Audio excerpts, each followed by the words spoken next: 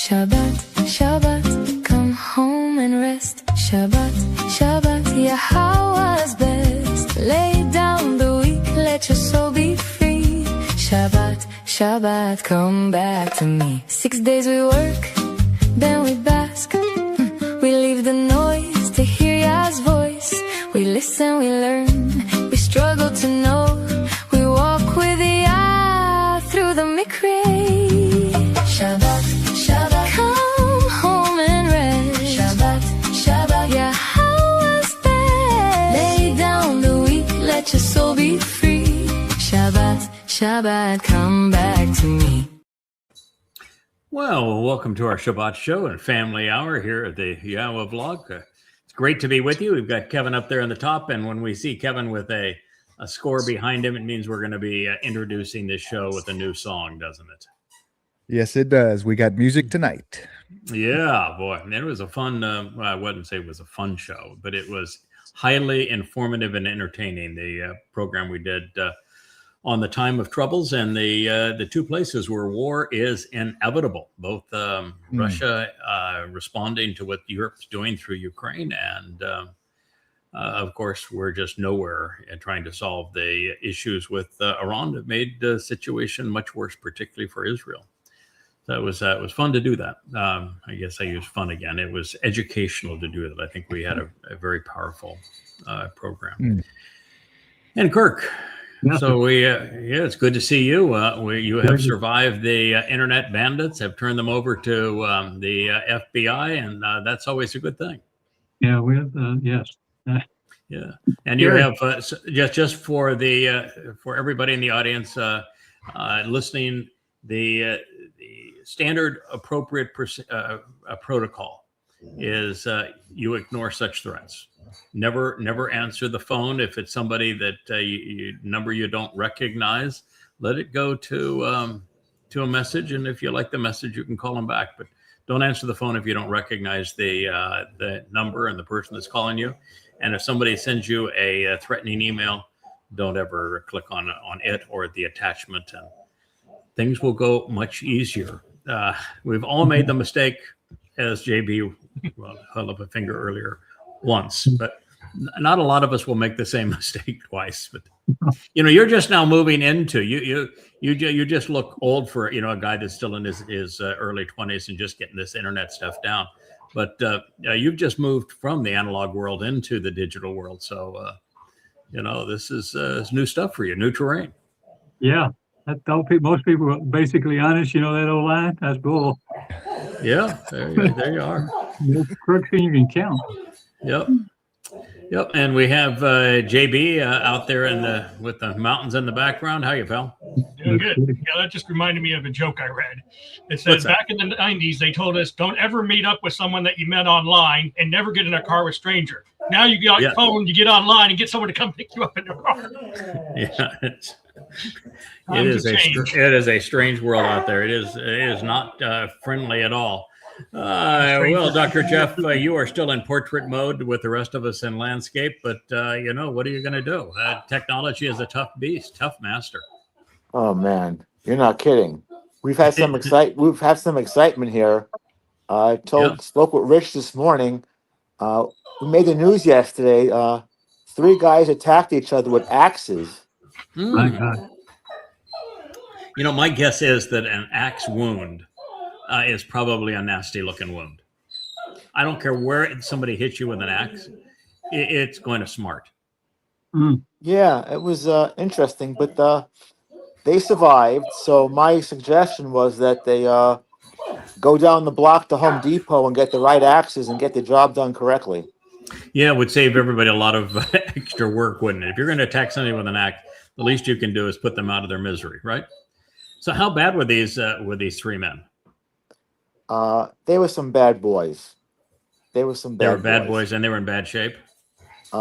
They were in moderately severe shape. They're alive, and I think they're going to live to do more trouble, mischief, and perfidy. So, how does 3 men just so happen to have an axe at the same time? I mean, I can see one person being stupid and bringing an axe and being belligerent. But what are the odds you're going to meet two others, both of whom have axes? I don't know. I guess they had an axe to grind. I just don't know. Axes. How many lumberjacks are there in Arizona? I don't know if you want to cut down the saguaro cactus, which is illegal actually. Yeah. And it's far worse to try to haul one away. I tried that one time. It just doesn't work. We have Perry over here in the side. I think Perry, you're got lights on and ears. So yep, there we have Perry. He's running mega computers for us, running AI engines on them, working to get our voices up and books read and all of that sort of thing. So yeah, I'm having a fun time with putting it all together. It's going to turn into a yada yada lexicon. Okay. Because otherwise you can't put it all together. Yep. It is it's a good challenge. Daunting task. Yeah, I'm for example, I'm adding the superscripts to Coming Home 4. And it's just amazing how much time that it takes to do that, because there are so many words that are transliterated exactly the same, but have very different meanings, whether it's an aleph or an ain that is responsible for it. And the exact same transliteration, but some with an aleph, some with an ain. And it makes a huge difference in the translation. So getting all that right, and without getting that right, really the translations don't work with the glossary, because I know when we first tried to get it up, I was reading things and it would be Ethan, you'd be saying, okay, that means with or near or approximate, that sort of thing, and it went to time, and you say, well, it is, but it's that translation will work for time, but time is like 1 in 100, maybe 1 in 1,000 occurrences. And it's actually spelled differently, but with the apostrophe we were using for the distinction, you couldn't discern between them. So that's what started this whole project with the superscript, and it's very, very difficult to automate. So it's a lot of personal time to get it right. So that's a project that we're on, trying to still add and complete Coming Home 6, but we'll have close to 2,000 pages of new books by the time it's all done, and they will be properly superscript. And we have Rich over at the helm here. He's going to bring up a camera. He is so smooth with those cameras, isn't he? He is just a very silky producer over there. How you doing, pal? I'm doing better. Doing better, huh? Yeah, he's been working on a health issue, and you were able to get the meds, the rest of your meds today? Finally. Things are a little slow here on the island. You are. We're on island time. If you're gonna grow a clot on the island, you got to have it be tropical, and accommodate the pharmacies and the doctors. Well, I understand we are going to begin with a song. This is a collaboration between Leah, who wrote the lyrics and produced the song, and Mariah, I understand, is our graphic and animator. She's also the one that was the lead animator on the song that we played last week, which was so beautiful. The riding through the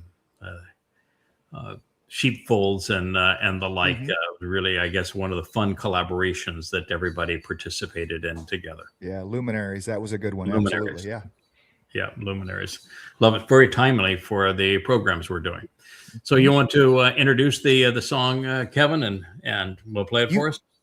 You hit most of the high points. I mean, the song is Shaba Dance, and it's very Torah related. It's just not as deep as some of our others. This one's just fun. It's good music and it's just fun. So we're gonna roll it. Okay. As in Shaba, as in 7, and as in promise. And as the basis for Shabbat. So there was a post on, we talked about it on the Yahowah blog. Somebody saying, is the Sabbath Saturday or Sunday? You're like, okay. Saturday is the 7th day. Sunday is the 1st day. Shabbat means 7. Which one do you think it is? I don't know. It's I'm not very good with math, but we'll ask Perry. You're good with math. The seventh day, would that be Saturday or Sunday? You know, traditionally, seventh day has always been Saturday. Always through history. Yep. The weeks have been, with one exception, I think it goes back all the way to Sumer. But after Sumer, a week anywhere in the world has always been 7 days. And Saturday has always been the seventh day. And Sunday is the first day of the week. So it's not difficult to figure out what God intended. He's really had quite an influence on a number of things in terms of calendars that permeated the world after he came up with his message. So Shabbat dance is let's have fun with the promise of 7, which is the basis of Shabbat, which is what we're celebrating tonight.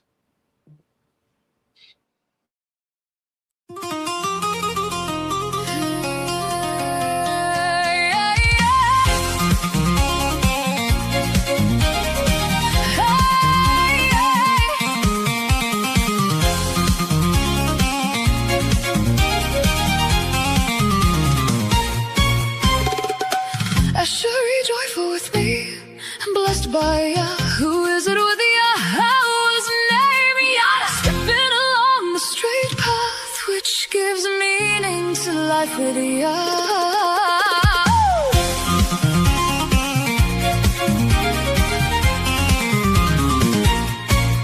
From Sion's night, we break free into light.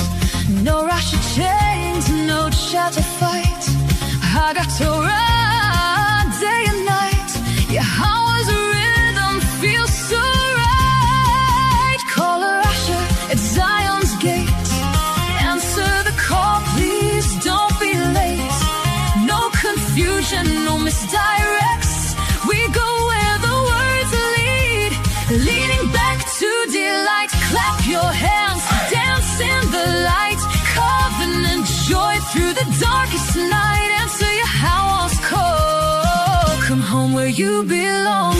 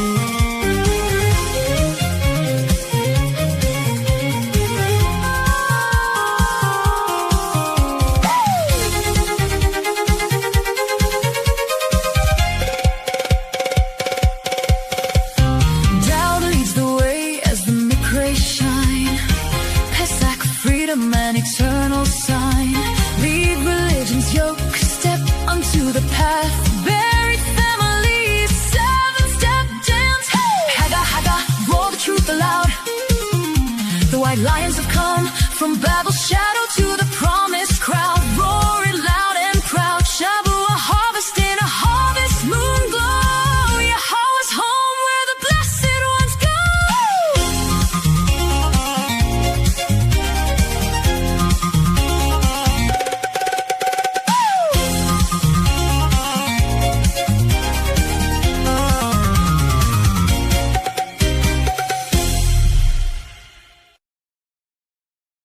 No, it's got quite a beat. I love the rhythm of the song. It is definitely fun.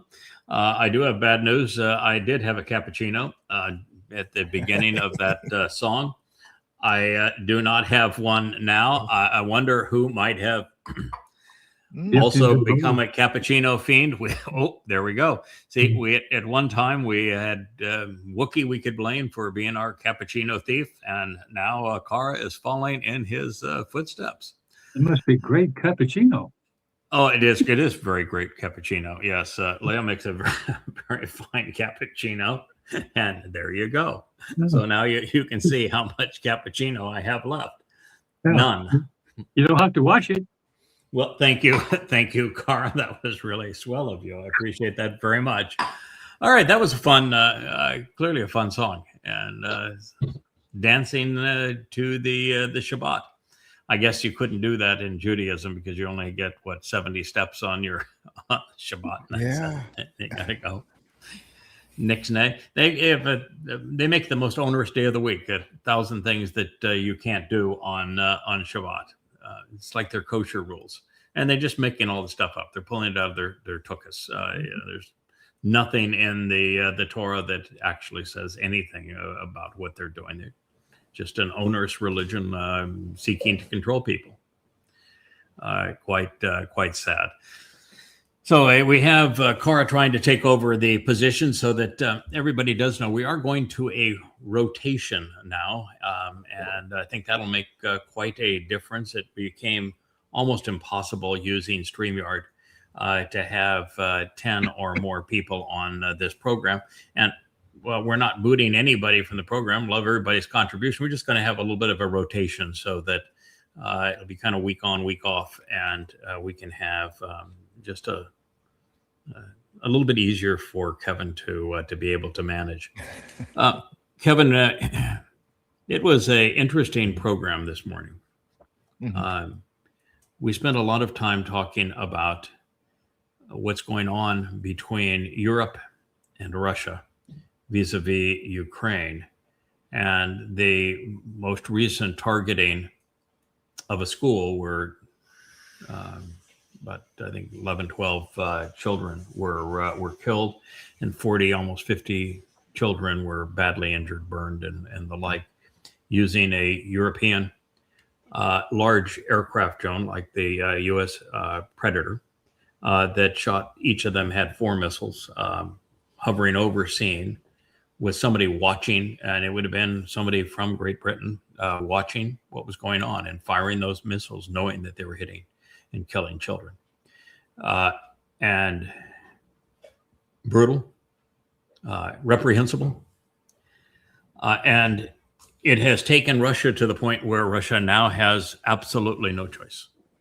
They had tried to avoid going after Europe. They had tried to avoid destroying Ukraine. They wanted to protect the eastern areas of the Ukraine, which were ethnically Russian, and they spoke Russian, and they, attended the Russian Orthodox Church, and they were being brutally attacked by the Ukrainians with U.S. and other European weapons. And so Russia did the moral thing and protected them, and they are now part of Russia. But Europe is declared war on Russia. Europe is absolutely convinced that that it's appropriate for them to commit their countries to war against Russia. And some of these countries, like Germany, the last time Germany played this game, the Russians took them out. I mean, literally took them out. And you ought to be smart enough to know that if the Russians paid the price of 25 million Russians, ain't afraid to keep the Germans from conquering them in the last World War, you are just not going to be able to defeat the Russians. You're just not going to be able to do that. They've got resolve. Oh, thank you. Oh, wow. Cara says thank you very much, but I think yeah, we get good service here. And very nice waitress. I'll have to remember to tip my waitress later. But yeah, see, we have a cappuccino machine in the next room. Cheers. Cheers, yeah. I like it.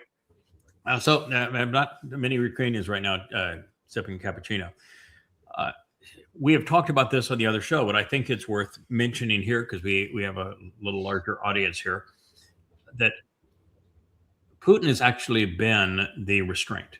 He is the only one that we can actually say is trying to keep that conflict from becoming a continent-wide war. It's already NATO versus Russia, but it's about to also become Russia versus UK, France, all of the Baltic countries, and Germany.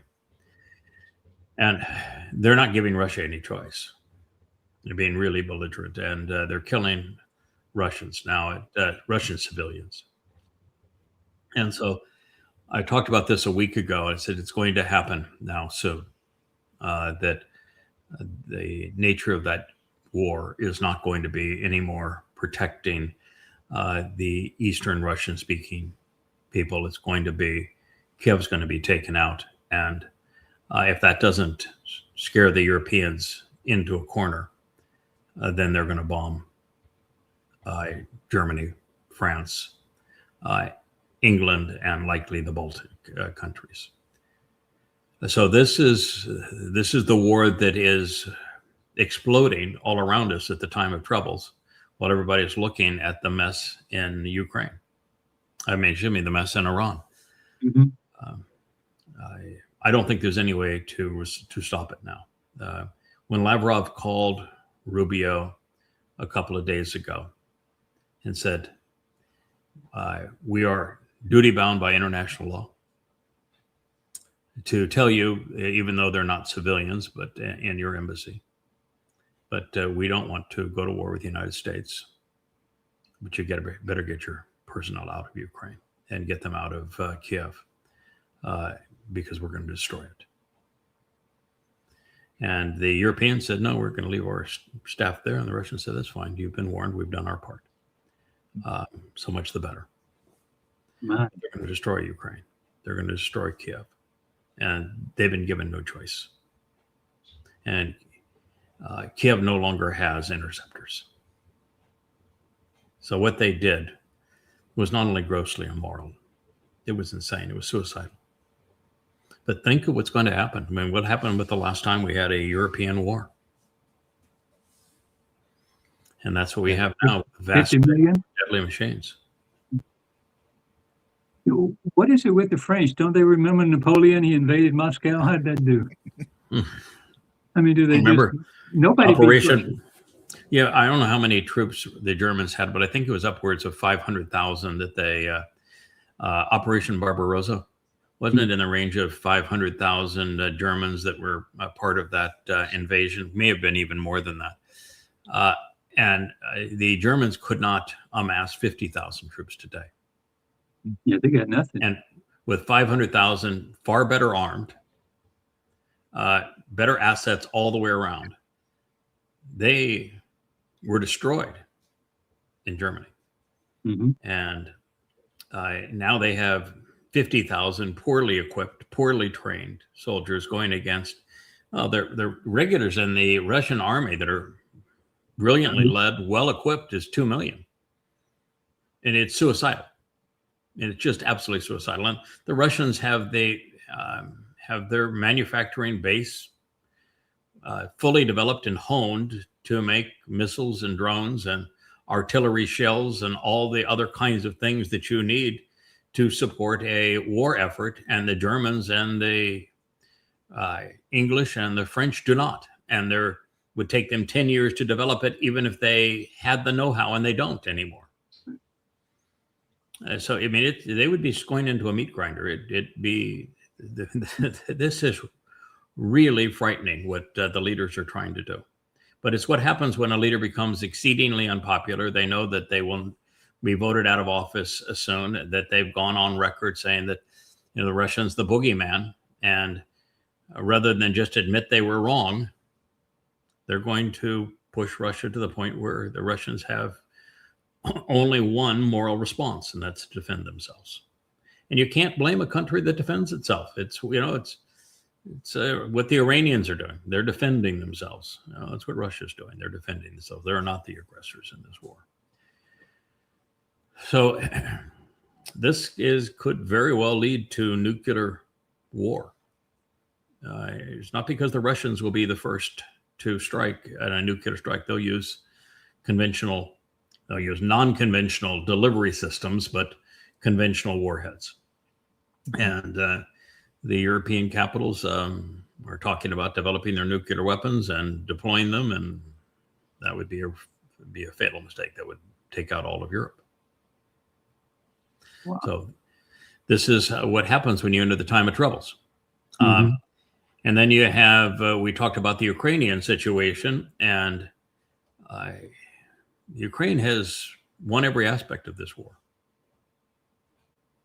They've destroyed U.S. bases in the Middle East. They've badly damaged Israel. They have closed the Strait of Hormuz. They have the world in an economic noose. And they don't have to capitulate on anything. I mean, they've likely already built their bombs, their nuclear bombs. They have their own uranium extraction. They have 40 some odd facilities around the country to refine the uranium. And they have hundreds of buried missile sites to launch the warheads. And America has done nothing to damage their manufacturing capability, their missile capability, their drone capability, or their fast boats or mines in the Strait of Hormuz. So all that America has got left is to bribe them to open it. And the bribe them to open it is to releasing $25 billion of stolen Iranian money, or sanctions relief, or something of that nature. You're going to have to bribe them to open it. And, Iran's got a lot of flexibility as to what to do with their enriched uranium, because they can continue to enrich whatever they want. And they have their own mines and so much enrichment capability, and it doesn't take much to make a bomb. So we've really put ourselves in a terrible position, and the petrodollar is destroyed, and our U.S. economy is destroyed as a process. And America's got Rahab, a Satanist president, and he is a danger to himself. And what a piece of crap. I mean, this man, what he writes and what he says about others, this is a really disgusting human being. In fact, I'm not so sure I'd ever even refer to him as human. He is Satan. So we're in quite a spot now. As we shared that, you were, rather than I know, you got depressed a little bit this morning, didn't you, Kirk? And it's a little different than my response, because my response is, if these things were not happening, then the prophets would have been wrong. No, they say it's the worst time in human history, and so it's got to be the worst time in human history. We've been preparing for this now for 20 years. We knew it was coming. We knew the date that it would begin. We knew it was going to happen around the world, and we're seeing it all unfurling right before our eyes. And we got Netanyahu, who is just a lunatic out there, making Israel more vulnerable with every speech and every threat and every bomb. And it's so counterproductive. So when you were saying, oh my God, this is really pretty bad, where did you go this morning? I'd like, if you don't mind, to read Yowel 2021 leading into 2022, because one of them is about us and the rest is about the animals. And I was just getting a head start on where I thought we might be. I think we're further along. But I was kind of, it's not depressed that I didn't know it was coming. It's just, it's so sad to see that nobody can make a decent choice. And it just, I mean, we've been at it we've been talking about Ukraine since about 2014, 15 or something. Whenever I know. Been doing it. And we said this is what's going to happen. The war is coming in Ukraine. I've been talking about it for over a decade. I think 12 years that I've been talking about what's going to happen in the Ukraine. When you get 12 years into it, it was just the same situation that I had with Afghanistan and Iraq. Yeah. I had 12 years into those where I said, this is stupid. This is how it's going to turn out. All we're doing is making a bad situation worse. And I did hundreds and hundreds, thousands of radio interviews and some television saying, this is the mess we are making, and there is no possible outcome other than it's going to be worse. And we said the same thing about Iran. Said the same thing about Ukraine. And then to watch it happen, it's frustrating that you can be so accurate so many times for so long, and people just don't want to listen. And, I would say 80% of Americans don't know that the U.S. is the belligerent in Ukraine. We set it up. We choose not to know. They can't be all that dumb. I'll mention something. Yesterday I had to see my oncologist, and, I talked to him a month ago about Yahowah and all, and he was receptive. And then he was getting a little depressed, because he says, that president of ours, and I say ours, and he said, that president this here, he's Satan. And I said, don't you remember we covered that a month ago? Yeah, we did. Yeah, I told you that. Yeah. in our conversation, and then we went through a whole list of things, and he was sad, and I said, this. I went through a whole bunch of stuff with him, and he was very receptive. And then, unfortunately, he has to go see somebody else. But he's really he's quite. I was excited for him. But then I was listening to the show, and it's everybody. Let me see, my computer goes back up. As I was listening to the show, let's see where we are. Okay, there we go. But I did get a little. I just got sad. It's more than depressed. It's just I know it's coming, and it's like watching somebody die of cancer, and you go, what do you do? What do you do? With the religious and the overtly political, I'm not sad for them. Yeah. Well, they painted themselves into that corner, and you can't fix it. For the people like your doctor. That's not overtly political or religious, and is now a victim of the world falling apart. It is sad for them. Yes, that they have had little voice in being able to stop what's occurring, and it is sad for them. Yeah. And it's sad for Israel that they have been so belligerent towards God and don't recognize it. Indeed.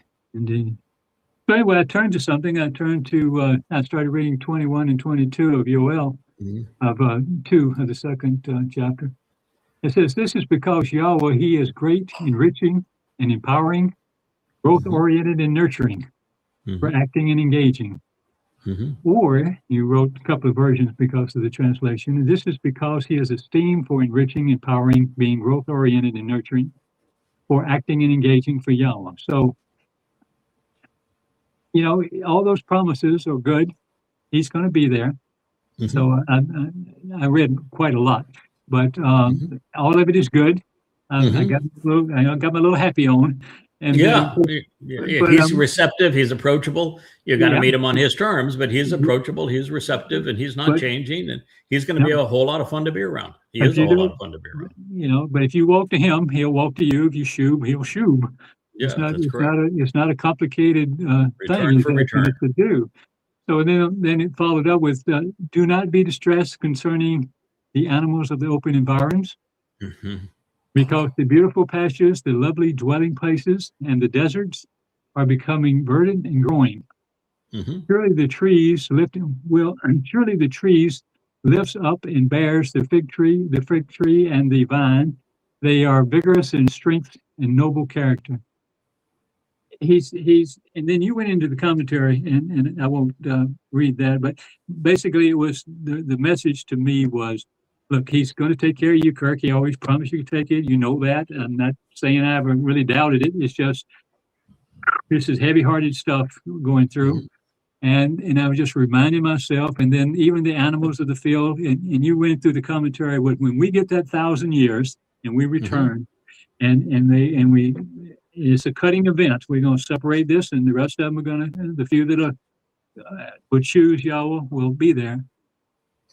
He's going to take over just like the beginning. He's going to have all the animals are going to grow back. All the animals are going to reproduce. It's just going to be a wonderful thing, and don't be sad. Everything is going to be all right. I'm sorry there's not more of us, but all the people that were cheering on the carnage that's taking place, the religious, the political, the conspiratorial, all of the Semites out there, they're going to be gone. Yeah. Good riddance, they're gone. And that's great. That is good. Taking out the trash. And then the earth is going to be restored to the conditions found in Eden. And God, as He did long ago with the ark, is concerned about the animals, going to take care of the animals. Says, don't worry, I'm going to restore the earth for you, and He is going to do so. And then the noble quality of the vines, that represents Israel.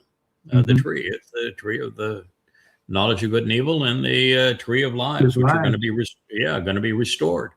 And He's saying, they're of exemplary stature. So God is on record saying that He's taking us back to the conditions of the garden.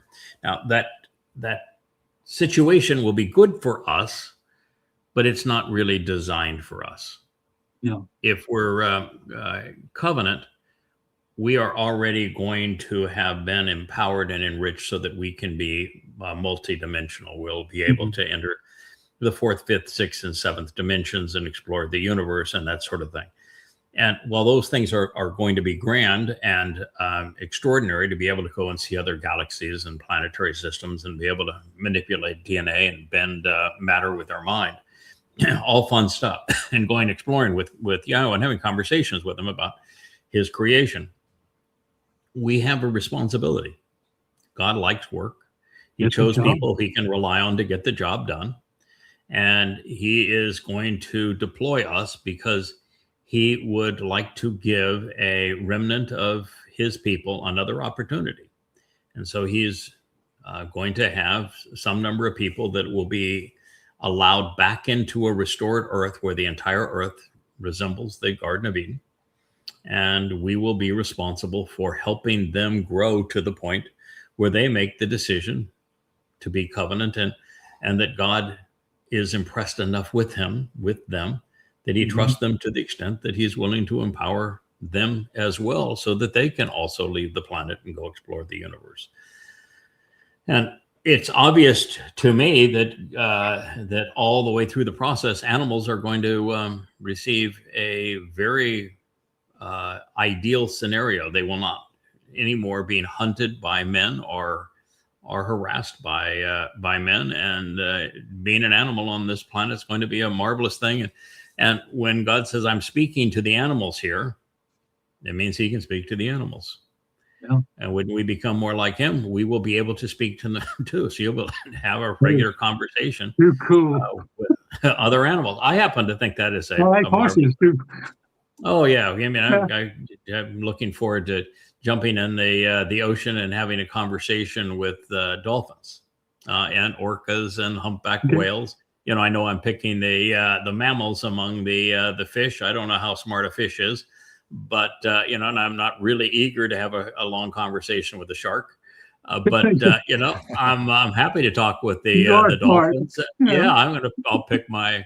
I'm not sure I want to have a conversation with a platypus or an aardvark, but dogs, cats, and bald eagles, and there's a lot of opportunity. Foxes and owls, and I just think it'll be grand. Get away from the emus. They're mean. They're mean. Mm-hmm. Going to be a grand experience. Yeah. Yeah. Did you ever, when you were translating Bereshith, Genesis, JB, all those many years ago, did you at the time think that we were coming back to Eden? Do you think that story was being told because we were getting a second chance? We did so poorly in our first opportunity in Eden that God was going to actually give us a second chance? No, we didn't piece that together till years later. That's correct. Yeah. It's once you see it, it's you've got to get pretty deep into the whole text and put things together to realize that's what's going to happen. But God's emphatic about it, so there's no question that is what we're going to experience, and it's going to take place on October 2nd of 2033. That is not when the earth is restored; it's when the remnant is allowed back into Eden. The remnant will be restored on Taruw'ah, and the earth is restored back to the conditions of Eden on Taruw'ah, which is the 23rd and 24th of September of 2033. That is our next highlight in terms of fulfillment. So it'll be extraordinary. That is what we're working towards. That's the bookend of the time of trouble. We began the time of trouble 22 May of this year, a week ago. And boy, has we ever gone into it heavy. Mm-hmm. I mean, really heavy. And with Netanyahu doing all manner of things that are destructive to Israel, he's actually talking about how he's going to use the IDF to bring the Messiah back. And of course, it's not back for them because their Messiah is an unknown warrior. And he's going to use the IDF to create the environment for his Messiah to come back. And it's so tragically sad because there are no prophecies about a returning Messiah. It was all made up by Judaism, and when Judaism had this longing for a Messiah that was going to come rescue them from the Goyim, that's how Paul picked it up in Christianity and rolled with it. Now, that's not saying that the Messiah isn't returning, but he's not coming back as the Messiah. He's coming back as king. It's Dowd, who is the one person that Yahowah said is my Messiah, the one that I anointed with my special oil. But when you hear him say that, and he talks about Israel being the hegemon of the region, and you just realize that it's destructive, it's deadly. Really, it's a scary thing that he has done to his country, isolated Israel from the rest of the world and made it a vassal of Satan, of Rahab, of Trump. It's an absolute pipe dream. I mean, to be the hegemon of the region, you have to be the leader and you have to get along with your neighbors, but your neighbors have to get along with you too. You're surrounded by Islam that wants to do nothing but destroy Jews and kill Jews. With that rationale, he has to kill everybody in the Middle East in order for him to be the superpower of the Middle East, right? Because they're never going to get along with Israel. The idea of being the hegemon of the world, from the end of World War II up to a couple of years ago, the United States was the hegemon.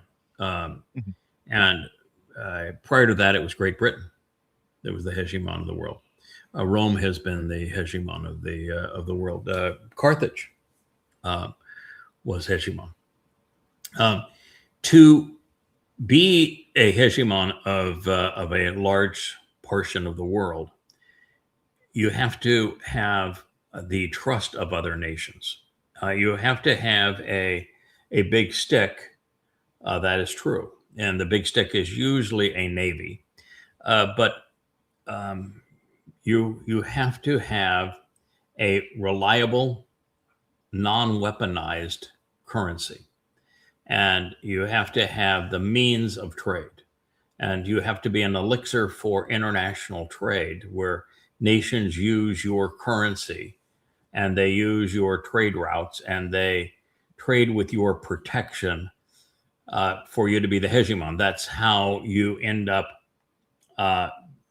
being so wealthy, and that's how you fund your navy and your military, is that you get a cut on every trade. And that's how Great Britain was the hegemon, and that's how United States was. United States has blown that. Of course, Great Britain tossed it all away. They were obnoxious, and the United States has been obnoxious. We've weaponized our currency, which has eliminated the dollar as a reserve currency. You can't trust America anymore. We've destroyed the value of our currency by inflating it, and we have weaponized it by confiscating other people's wealth and applying sanctions as weapons of war. So that destroyed the trust. Israel is never going to have the trust of nations around it. Israel's never going to have a currency that can be gold-backed that nations will trust. Israel's never going to have a navy large enough to facilitate or guard international trade. So Israel doesn't have the wherewithal to do it. There's only one nation today that is in a position to be hegemon, replacing the United States, and there's just not enough time for them to do so. But if the world wasn't going to fall apart over the next 7 years, China is well positioned. They are the world's leader in manufacturing. They're the world's leader in shipbuilding for trade. They're becoming the world's leader militarily because they're so efficient in building their military. But mostly they've gone to a gold-backed currency. And the yuan as a gold-backed currency is in a vastly superior position. And when you're the lead shipbuilder and the lead manufacturer in the world, well, it puts you in a position where they would pull it off if they had time. And they don't have time, but they would. And they have another issue, which is that for them to pull it off, they have to keep America from destroying itself. They know America is destroying itself, and they know that is inevitable economically and militarily, that America has no long-term future. But they need to postpone its demise. They need a softer landing because with America going bankrupt, it'll take Europe with them, and could take parts of South America as well, and even parts of Asia, and China would lose its markets. And if you're the manufacturer engine of the world and you lose your markets, what good is it? So a world in depression would affect China too. So this is where we find ourselves, and it's just going to become brutal. And at this point, we don't have a voice that's powerful enough to get people's attention. And I think it's the way God wants to work. He's never been one that speaks so loudly that you can't ignore him. And he never speaks directly. He always speaks through people, and those people are never all that impressive. What they have to say is impressive. You know, they'll outthink and out-reason, out-rhetoric, out-debate anyone, anywhere, anytime. And they will know the future that others speculate about, and they will understand the causes of war and the causes of economic collapse. They will understand precisely what's going on. They'll be the most reasoned voice of all, but they're not going to shout loud enough to overwhelm the den of politics and religion. And that's largely because God doesn't want to. Mm-hmm. That's the thing that I think is going to be so shocking to people. You know, Jews believe their Hashem is taking care of them, going to save them. And no, he's going to kill most of them. Most of them are going to die at the hands of Christians, MAGAs, Marxists, and Muslims. But those that survive to the end, he is going to take out. It's going to be very, very, very tiny, less than 0.1% of the Israelis are going to be spared by Yahweh. And of the Muslims and the Christians and the Marxists, the Hindus, going to be nobody. None of them. And so we're going to be dealing with a God who's going to say of 8.5 billion people by that time, that I'd be surprised if 8,000. Yeah. You know, among 8 billion, it's just 1 in a million. Mm-hmm. God's not trying to save everybody. Has no interest in doing so. Doesn't even want to. Has no desire for that to be the case. He realizes that we are really bad. We're obnoxious when there's a lot of us, and the only chance that we humans have to prove worthy is for there to be very few of us, and those few have to be completely disengaged from religion and politics and conspiracy and anti-Semitism to even have a chance. So this is quite a different scenario than people are accustomed to, and that is where we are, and that's who God is. So now that we have the opportunity, let's resume where we were in Luminaries. We're about to complete the second chapter of Yowel. It's a magnificent oratory. I had never, we've always known that the second chapter of Yowel, we've reviewed it in times past, that it was a very clear depiction of the end times and there's just one battle and that God cares about, and that's the attack on Israel. There's no Armageddon war. There's no Gog and Magog war. That all comes from either Revelation or from Ezekiel, which are not true. But there is a massive invasion of Israel that is played along the same lines as Alaska Flood. This will be Alaska Flood 2.0.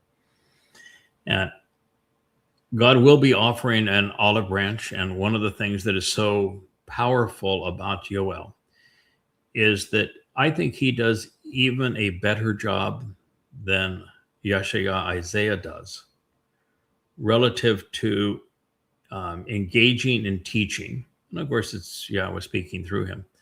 But there's more teaching in Yowel about how you can prosper even in the worst of times. than there is in Yeshua. Yeshua is so concerned with the entire swath of time. It's more difficult for him to get into times of teaching. He's going to say, this is who you need to listen to. That person is going to be taught and will teach, and you need to listen to him.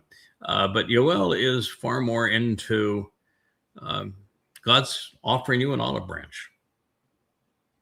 Times are going to get really bad. You ought to take it. And so this is the olive branch after a long conflict, the rainbow after a tumultuous storm. These are the long rays of the sun following a foreboding night. It's the welcoming crackle of the campfire's light. And from the beginning, this prophecy has been focused on the reconciliation of Yahweh's relationship with Yisrael and its return. And he tells us how and when this will occur. When you think about the restoration and return of Yisrael, if you're really paying attention, something should come to your mind. And if you want to blurt it out, if you think you know what I'm about to say, please interject. If not, I'm going to share it with you. All right. Dowd. Dowd's relationship with Yahweh was as bad as Israel's is today. Get that? And yet we got that resolved, didn't we? And we're going to get Israel's relationship with Yahweh resolved too. Just as we got Dowd's relationship resolved, we're going to get our Dowd's relationship resolved. We're going to get Israel's relationship resolved. We've done it. We're going to do it. But that is the model for what we're up against. And don't think for a moment that Dowd wasn't as belligerent towards Yahweh as are the rabbis today. It was bad. And they were not talking. That's why it was... Go ahead. The 51st Mashal kind of speaks to that it was bad. I mean, he comes out with both barrels. Yeah. It's the 51st Mashal is so important for us to be able to, 51st Psalm is so important for us to be able to process, as is the 31st Mashal, which was the attempt to remedy it. The remedy didn't work. It was a beautiful presentation, but they were too far apart. The remedy wasn't until the presentation of the 89th Mizmor by the very person who was going to salvage Dowd's reputation and was going to do that three times actually in his life. And that was the hammer. It was tough medicine, and it was bold and blunt. It's the model for what we are about is the 89th Mizmor. It's the single most important thing we could do. But you're right, the 51st Mizmor proves that they were dimensions apart. And there was no remedy in sight. I have thought about this so many times in the role that took place. As Boaz and Ruth were Dowd's great-grandparents, and as she had promised that she was going to deliver the kinsman redeemer to Boaz, and then to be with Yahweh, sitting beside him, and to look down at our beloved, his firstborn, who we have known for a very, very long time. It was like Noah and his wife, the same woman, as Boaz and Ruth had given birth to Shem, working on the ark. It's the same soul. And to look at that and see it fall apart as horribly as it did, I mean, I can just imagine saying, God, this is almost to the point where it's not fixable. How long are we going to let this deteriorate before you let us see if we can resolve it? And you better have a plan here. We're going to go and do what we do, and we're committed to it, and we'll put in the effort, and we understand, and we will present what needs to be presented. But God, at this point, it may take more than we can offer. So we better have a damn good plan, and we better start now, because he's no longer a kid. He's 60 years old. We've got 10 years left, and we got to make those years count. And we're in less than that time now, aren't we? Yes. So we're saying the same thing. God, you're when we come back as witnesses, you better have a really, really good plan. I mean, at that point, up to this point, you have chosen to empower us, but to rely on us. I think we've done a pretty darn good job. In fact, I think we've done a really good job. And I think we've been more successful than any group of people with Yahowah over 6,000 years. No one has been as effective as we have been in explaining Yahowah, what he's offering, what he wants in return, and writing about him and speaking about him, and of creating an increase in covenant family. No one has come close to what we've done. Now, Yahowah would never take credit for it. Sure, he's empowered it with the Spirit. He's empowered it, enabled it with his word. He is the power behind it. But it's not like him to take credit for it. And we've put in the effort. And the fact is, we worked very hard at this. But, I know that we're in a different situation when we return. Because when we return, we're coming out of Shamayim. We've already been, Yahowah will have spent 2,888 years in Shamayim, and we're going to have spent several. And we're going to come back not as learners. We're coming back in a lot of power, as seven-dimensional beings that are able, again, to mold matter with our minds. And so it's a different playing field entirely. And Yahowah's not going to be hands-off at that point, just like he had signs and wonders in Egypt. And he says, I know they have a hard heart. I'm going to overcome them, and we're going to make this thing prevail. And so there's going to be a lifting up of the Ark of the Covenant, of the 10 statements that Yah wrote in stone. There'll be a scroll that he places above our heads that plays portions of this program, so that we don't have to talk incessantly, that they'll be able to hear us speak to them and tell them years ago what we said was going to happen, so that when it's now happening, they can say, they did talk about that. He's going to remove the Dome of the Rock and Alaska Mosque, put up the tent of the restoring witness on the Temple Mount. I'm going to place the Ark of the Covenant inside of it. Going to bring, Elia back after 2,888 years.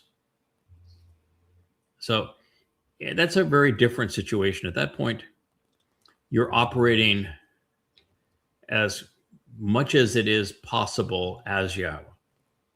That's like Dowd coming back in his Elion. All things pertaining to the influence of God. So now is the time where we are independent enough that God is saying, I really want you to learn. I want you to teach. I want you to warn. I want you to come to understand. I want you to share. And that's what we're doing. And it's a pretty extraordinary task when you realize how belligerent Israel. There's a lot of Yehudim and Israelites who have come to be part of this covenant that have significant amount of Yehud DNA. But inside of Israel, They're as obnoxious as they were during the Exodus. So it's going to take a lot to break through there. Fortunately, we have the whole world to pull from. God's going to take that final remnant. It's going to come from around the world. Fortunately, the Shabuw'ah harvest on June 11th is not about quantity, it's about quality. And we're going to deliver quality. There's no question about that. And that the Taruw'ah gleaning is should be relatively easy by comparison. I mean, with all that is taking place and with the options that are available to them and the things that they're witnessing and on the Temple Mount, that should be pretty straightforward. Pretty impressive. Mm-hmm. Yeah. It'd be pretty impressive. I'm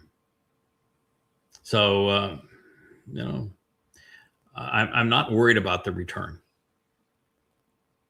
I'm not worried about even the sacrifice of the Adamah Parah. This is going to happen. It's going to play out exactly the way God wants it to. And between now and then, I think that we have got so much momentum and such a quality group of covenant members that we're going to deliver on the promises that Yahweh has spoken of. So here's what he has to say. It says through Yowel, then it will literally come to pass at this very moment, without hesitation in the last days. This is the last 7 years now. Therefore, I'm going to pour out my spirit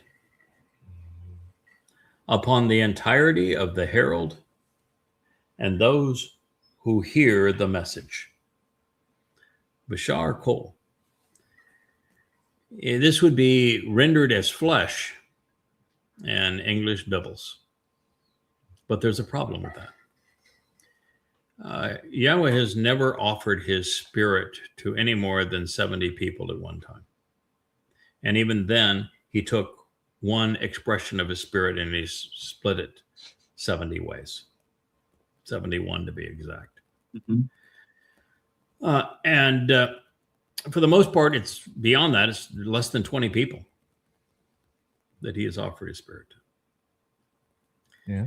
There's one person, because of the importance of what the world is up against and how little time we have left, and that we need to have a Shabuw'ah harvest, a Taruw'ah gleaning, the sacrifice of the Adamah Parah, ridding the world of Israel's enemies, and a wedding and a homecoming on Kippurim, such that we return to the garden in the conditions and the way that Yahweh wants, that the Choder gets 8 spirits of Yahweh. But God's not putting his spirit on the aardvark and the platypus. He's just not doing that. And he's definitely not putting his spirit on the Christian or the Muslim or the Haredi or the Marxist. So this cannot read that God's going to pour out his spirit on all flesh. Earthworms are not going to be, oh, Yahweh. Not going to happen. The fish in the sea are, not going to be blowing bubbles to Yah. So it is not on all flesh. And flesh is the problem. Mm-hmm. It's not that it's bad. It's just that it decays. Yes. It's that it's so limiting. The thing that makes a difference is being able to have your nephesh soul and your nasama conscience be encapsulated in light and energy, and to remove it from the constraints of a physical body. So at this point, pouring out his spirit on flesh would be counterproductive. Yeah. Pouring out spirit on a soul would be if that soul was worthy of it. Yeah, by worthy of it, somebody'd have to have left religion, have left politics, have left conspiracy and anti-Semitism, and have accepted the 5 terms and conditions of the covenant, have capitalized on the benefit of all 7 of the Moed Mekre, come to know Yahweh and have engaged in a way that Yahweh said, I can trust you with that level of empowerment.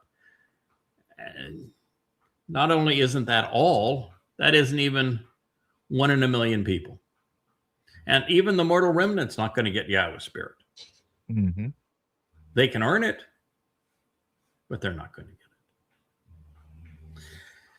So one of the things that I have learned in translating, this is kind of the fun thing when you have men, in your home that are devoted to this. Perry and I were talking about the lexicon and what he's trying to establish on his computer, is that rendering what God is trying to say or is saying to us in a way that resonates with people is a discipline that has standard operating procedures. You have to be able to justify your conclusions. You have to make certain that you're consistent all the way through, that you have evidence and reason to go where you're going to go, and that you're scrubbing all of the words of the diacritical markings. You're looking at the oldest resources, and you're also examining the actionable root of each word. But then there's a bit of artistry to it. You need to know who Yahweh is, what he is like. You have to know that you cannot render the word flesh, because Yahweh's spirit has never been on more than 70 people at a time. And he has an aversion to the religious and the political and the conspiratorial and the anti-Semitic. And that's 99% of people. Mm-hmm.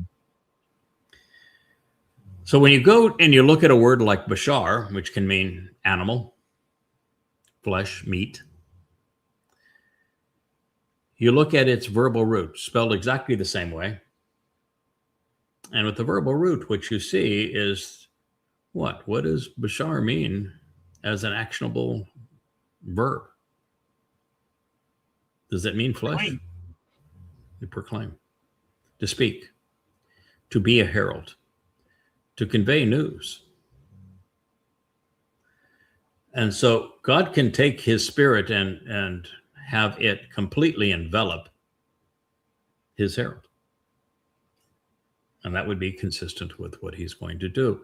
And then his spirit can be passed along and envelop those who are supporting and working with his herald on behalf of his people. And so we have to make certain that we know how to render the word correctly. So we'll begin again and understand why I translated Bashar based upon its actionable root. Then it will literally come to pass at this very moment, without hesitation during the last days. Therefore, I will pour out my spirit upon the entirety of the herald and all who hear the message. And your sons and your daughters, as well as your elderly, they will be inspired to speak as they were prophets. Whose sons? Whose daughters? Whose elderly? The heralds. Absolutely. It's possessive. Yeah. That's why he's called the Yisra'el. That's why he's called the Nakri. That is why all the way through, God says that the one speaking for him, Yada, has offspring. Mm-hmm. That's why he is presented as Boaz and Ruth. That's why all the way through, he has a wife and they are productive. That's why he is called a Parah, a productive bull. Yeah, he has offspring. You are the sons and the daughters, as well as the elderly, and going to be inspired to speak as prophets. And that's what has to happen. For us to be responsible for the earth and for this mortal remnant and to be responsive to God, we have to be able to speak for him. All of us. And the job would be impossible if it were not for the fact that God's going to empower this capability. So it doesn't mean that we get to relax and say, well, God's just going to speak through us. It'll do a data dump. He'll tell me what I need to say. That's not what it means, because you don't get to this. You don't get to that position unless you've done a lot of studying, unless you have worked very hard at learning what it means to be part of the covenant family. You have to learn who God is, what he wants, what he doesn't want, what he's trying to achieve, what he has said, what he is in favor of, what he is opposed to, what he's trying to do with this remnant, how we're supposed to work together as a family. You got to know all that stuff, because if you don't know that stuff, then you're not in a position where you can speak for him, because he knows that he can't trust you. He's not going to speak through somebody he can't trust. You can't teach that which you don't know. You can't teach that which you don't know. And God has never used any human as a microphone, as a megaphone, as a speaker. He does not do auto pen. And so AI delivery. Yeah, he does not do AI delivery. And so you're going to have to have come to know him to the extent that there will become a time where I think we'll have both free will and have surrendered free will. I'm going to tell you that surrendering free will freely, voluntarily, is a very comforting thing, because then you don't worry about anything. You've said, all right, you've given me all this responsibility. I'm giving it right back to you. I'm surrendering my will to you. Mm-hmm. So there you go. All right. Yeah. All right. Yeah. So I think when we go off and explore planets, we do what we think is going to be fun. When we're here doing our job, my approach is going to be, I've surrendered my will to you, and I understand what you want. We're going to do what you want. You know, what you want is better anyway. Even if I were thinking about everything and taking the time to make an individual decision as to how we're going to teach and how we're going to proceed, the fact is, you're smarter at it, better at it, thought this through. We're going to end up doing it your way. Works out fine. And, by doing that, all of a sudden, you, first of all, Dad's happy that you're doing it his way. But beyond that, you're going to have success. And if something fails, and by the way, God's capable of failing, you are never going to have to say, God, I'm really sorry, I screwed that one up. Let's try again. Say, we did it your way. It didn't work. Let's try it something else. You got another idea, or do you want me to choice? Yeah, let's try something else. And by the way, it could have been the right play. It just didn't resonate with the audience we're trying to deliver it to. And so it could be, okay, we gave that a shot. Didn't work. What do you want to do now? Can you imagine how much fun that would be to have a conversation like that with God? This group of people over here, we tried what you wanted done, and it didn't work, and that's okay. I think it was a good plan. I was all in on it, but let's talk about another option. Do you want to propose one, or do you want us to propose one? And I can just hear God say, well, mine didn't work. Well, what do you have in mind? What do you got? What do you got? Yeah. What do you got, man? Toss them out. Come on, call Yada. What do you think? What do you think? I think it's just fine. I mean, I really do think that is really a cool thing to be in that position. Well, that's relationship, isn't it? We're going to speak as inspired prophets. Yeah, well, you won't, Pop. I think we're are already nudging right up to that. There are times I know in my life where I have had that responsibility, and you don't get in a position where you have predicted, foretold what's going to happen many hundreds of times over the last 25 years and been right 100% of the time. And when you realize that what I have said over that time is so contrary to what everybody else was saying. Everybody was saying A, and I was saying Z. And A failed, and Z was right. And I've been doing that now for 25 years. So there's a little prophetic impetus, Yes. and all of that. And you don't brag about it. What you just say is that God's doing that because he wants you to listen. They will mature. Now, they will mature. They will grow more capable once restored and be capable of receiving revelations. What does that mean to you? I know what it means to me. You're gonna make mistakes. Yeah. It's a process. Kalom. That means that I'm 20 years ago, I didn't know even 1/100th of 1% of what I know now. And yet we were miles and miles ahead, light years ahead of the rest of the world. Yeah. There are more insights in the Yahowah series than anything that humans have ever written. And yet, books that I wrote 20 years ago, I could convey 1,000 times more insights rewriting them today. And that's what this says to me, is that we are going to enter this process as,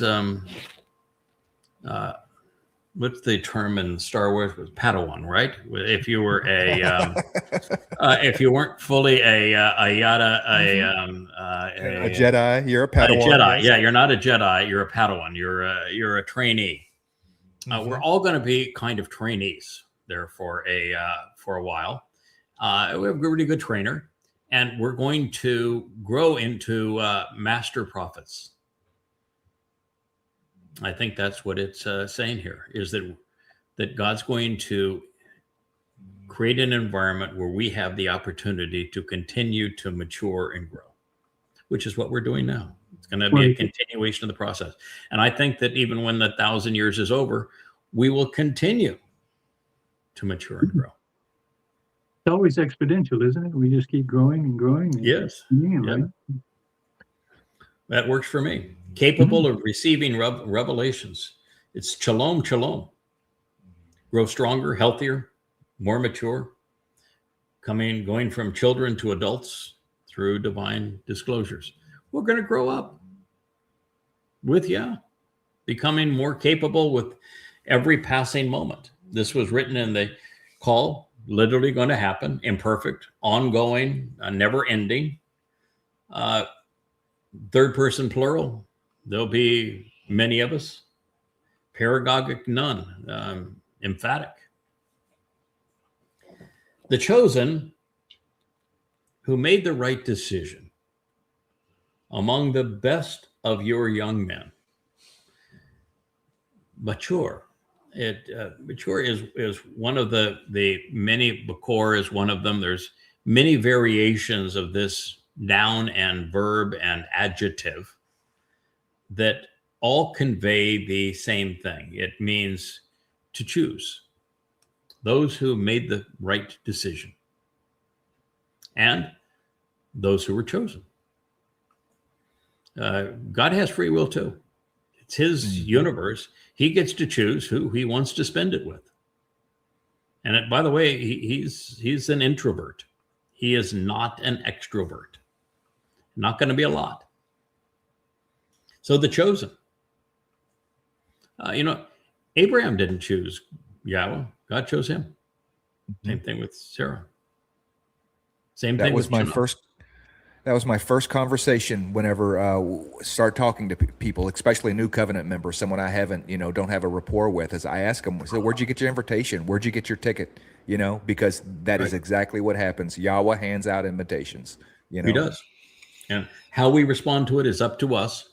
But if he sees in you characteristics that he likes, and loyalty, steadfastness, devotion, a desire to learn and grow, a willingness to listen, a love for learning. There's a lot of things that God views, that he likes. He likes in men chokmah, firm, resolve, gibor, being bold, courageous, and confident. And I think he also likes this in women. Yeah. Deborah had chokmah. Yeah, that's what he loves chokmah, which would be intelligence, ability to process information intelligently. Not everybody doesn't have to be a super wizard, but you got to have the want to when it comes to learning and thinking. And he likes people that seek to make connections between things. So God's going to reach out to people that he thinks are interesting. And I think, as we now are refining what it means to be covenant, and we have the opportunity to do something that I had the opportunity to do yesterday. John, who is the Y2Z group leader, or one of the group leaders, is with 3 or 4 other Gen Z young men. He has been reading these books for 10, 12 years. He has been growing. He's listened to virtually every episode of Shattering Myths. He says, I can't even tell you the many thousands of hours I have of listening to your programs. And he says, I was an atheist. Someone told me I should read Or Light. And I went and read Or Light, and I wasn't an atheist anymore. Just the sheer logic and reason of the whole thing was so overwhelming. I said, oh, well, there's God. Now I know him. And this young man who'd been doing this for all this time, I had never met. Yeah. Didn't know his name. Never heard from him. The beauty of what we've created in terms of this website now, where we have the community and we can communicate with one another. And when I put out the call, it says, time, boys and girls, family members, it's time. Step up. Find your niche. Make your contribution. And he did. And to have the opportunity to share that couple of hours with him. And you see, he is really bright. He's articulate. He is an excellent student, knows his material, cares deeply about what we're trying to achieve, committed to it, loves Yah. God chooses well. Pretty cool to see that kind of thing, isn't it? It is. It is. And more on the way. So. Oh yeah, and you have a chance to meet somebody that is, of the kind of the manly man of Roger Paxton.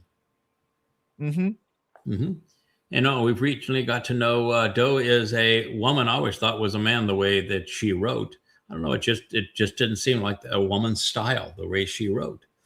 But she is a woman, and I have now experienced her first edit pass of a book, and she's the real deal, man. She knows her stuff, and what a thrill it is to actually get to know the personality behind somebody that's that articulate. So we're really in an extraordinary position. I take Shannon. I didn't know Shannon. And here Shannon's going off and meeting every covenant member and shaking hands and being there and breaking bread with them and traveling the country. I didn't know Shannon. He'd been reading the books, though, and listening to the shows for 15 years. And, invite him here. And what a remarkable man he is. And you find out he's the man that has suffered the greatest loss a person could possibly endure. Yeah. And yet he's overcome it. And what that means is that's somebody, I don't care what the mission is. You give that man a mission and say, we need this done. He's the guy that you would give him that mission, and you would know that you will not have to even follow up to see how he's accomplished it. It's going to happen. You find somebody like Noah, who you got to know, Kirk, but all I got was a couple of emails from him, and he was doing something with a winery, but I didn't know the man behind it. Now I do. And, he's extraordinary, his life story. I see, Will participates in a number of these stories. You see Will O'Brien show up, and there's a peace that comes over you. And I say, because I never know who's going to be on that show until, Kevin has them there. And I sit down a couple of minutes before the show begins and how do you do? But you see that face, and it's just calming. It's reassuring. There's something about his personality that he exudes a quiet confidence. And you just know that there is nothing you're ever going to worry about coming from that man that isn't solid. And so it's, we even had early in the morning, Captain Kirk, after 20 some odd years. And here we are doing our first just, one-on-one interview together. What great fun. It was. Yeah.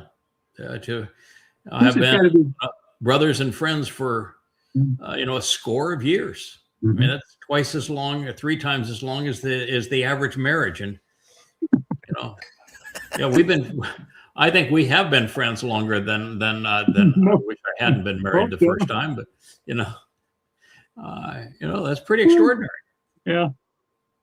JB, you're going to have to join us on one of those early mornings. We've done so many shows together where you and I have participated on radio and now doing this, but it's really a fun situation to be kind of in the hot seat there, where you're talking both news and Torah, and you're just laying it all out in extemporaneous fashion. I think I got a Monday off coming up in June, so you might reach out. Perfect. And the person you want to coordinate with is the man in the hat up there, Shaba dance. I'm holding him to it. Yep, I'm holding him to it. So yeah. I will run him down. It's really fun for everybody to get to know the personalities. Or, I feel like, particularly Leah feels like, but I also feel like we're mom and dad for Matt with Cats. That's our role. We're mom and dad, and he's a good kid that did bad, and he's the good kid that figured out a way to resolve that and turn his life around and make a real contribution. And he is the ultimate exemplar of what happens when you get out of your own head and you start caring more about other people. You end up benefiting yourself enormously when you do that. And he is genuinely supportive of everybody. And it's transformed his life. And so it's just, marvelous what we've been able to have in terms of quality members of this covenant family. And it's, there's upwards of a couple of hundred people that are devoted to it, really committed. So it is a lot of people who were chosen, who have now made the right decision. And as the best of your young men, and I've had to apologize to the Gen Zers. There's some really quality Gen Zers out there. By choosing to be consistently observant, they will see these revelations communicated by God, along with the old men. So this is Yahweh's song. It's, of course, it's music to our ears. This is a time when the children of Yisrael will have the opportunity to grow up and become mature and productive covenant members. That's why that 1,000 years exists. It's a time marked by an outpouring of Yahweh's Ruach. Many will be inspired. Conversations will be lively. Insights will be prolific. It's the best time of all to be alive. And for the most part, if Yahweh allocates his spirit to you, other than the 70 that it was briefly shared with who did nothing, I mean, there's not a single thing from any of them that indicates they were made any contribution at all. But if God, is going to really immerse you in your spirit, it's an extraordinary thing in terms of the enablement, the confidence, the courage, and the ability to deduce insights when you're working at the material.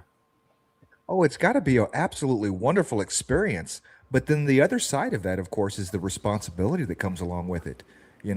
I mean, you have to be ready to put on your boots and get to work, because you've proven yourself to even get to that point, but you have to know you're going to show up every day, Yeah, I think we'll have a different energy level during that time. But, even right now, it's 12 to 14 hours a day, and it is 7 days a week. And you're never wondering what you're going to do, because every day is marvelously different in what you're learning and getting to share, and the people you encounter, particularly now that we have the website and the vlog to speak. But every day what you're going to be doing, where you're going to go, and how you're going to get it done, and then you know that every day there's going to be an insight that you hadn't considered the previous day, and you're going to grow and share. And it's the best time of all to be alive.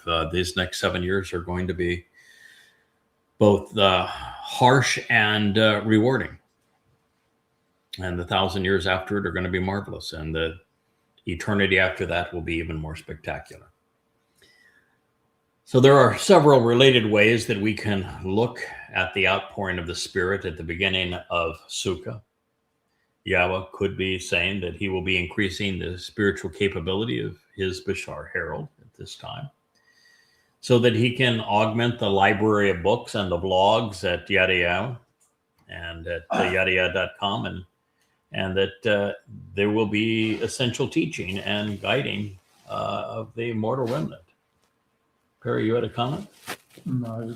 Oh, okay. We're getting Rich's attention over here. The second option is happens to be my favorite, because the Bashar's covenant children, both men and women, will be particularly extraordinary during this time. Most of them are mature, even define their age, and they will be receiving an outpouring of the Spirit, which means that they can serve the remnant more effectively. But you know what it mostly means is that the supervision responsibility becomes non-existent. That at that point, you can act as an advisor, you can act as an exemplar, you can continue to learn, teach, and write and share as part of these programs, and augment books for people to read, and host gatherings where we all come together and grow and share and enjoy the moment. But that when every individual among us is responsible for getting something accomplished, they will be empowered and enabled by the Spirit. That means that God's going to be able to leverage this family, and it takes away some of the hierarchical nature, so that you don't have Dowd's responsible and they kind of pass down the line. No, this means that we're going to be operating as a family. Yeah, Dowd is not particularly good at some of these skill sets. He has the job because he's Yahweh's firstborn. He's Yahweh's beloved, and as firstborn, he gets the inheritance. As firstborn, it's his kingdom, and he has grown and matured tremendously and has earned that right. But I can tell you, the burden of the responsibility is something he'd prefer not to have. He would like to enjoy it without having the daily grind of all of that. Dude, Matzah, just tell me what you need. We'll take care of everything else. Yes. You did Matzah. Yes. Just tell me You what you did it. need. We'll take care of everything We'll else. take, Right? we got your back. Yes. Yeah, we're here because of what you did. Thank you for doing it. We got your back. You know, you got a new bride.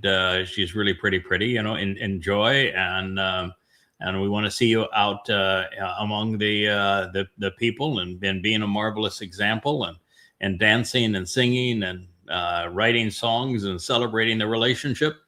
But you know, being king's good. It's good to be king. But it's even better when you got a loyal group of people that are supporting you. And I think that's what we're going to have.